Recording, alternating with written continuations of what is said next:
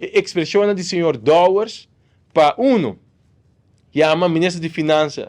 publicamente de uma entrevista na rádio como bestia e visa também que o discurso que o ministro de Finanças arriba na Holanda, arriba temática de abolição de esclavitud e trato que nós recebemos no reino, um discurso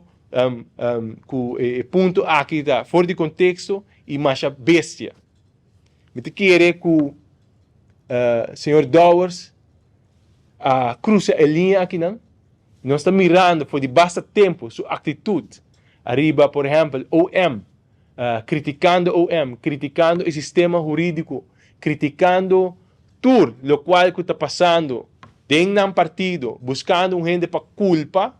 e nós não espera a comportação aqui do senhor Dowers e muito mais pega agora aqui num nível assim bom para chamar ministro de Finanças, dama que está lutando para o país Aruba, fazendo o correto e dando mensagem para purba de trazer uma reflexão do reino como bestia ou como que o mensagem é algo de bestia.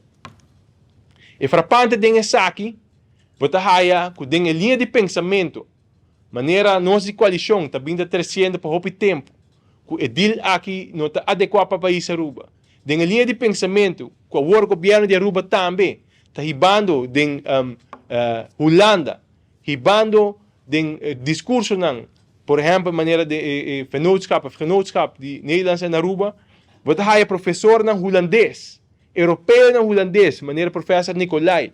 europeu na holandês, maneira eerste lidkamer, senhor Hartog, nós exigir desculpa do senhor Dowers na ministra de Finanças como persona, você tem pensamento contrário de J, como político, mas como persona e como dama, em nenhum momento você vai no nível não para chamar a pessoa aqui, a senhora aqui, como bestia.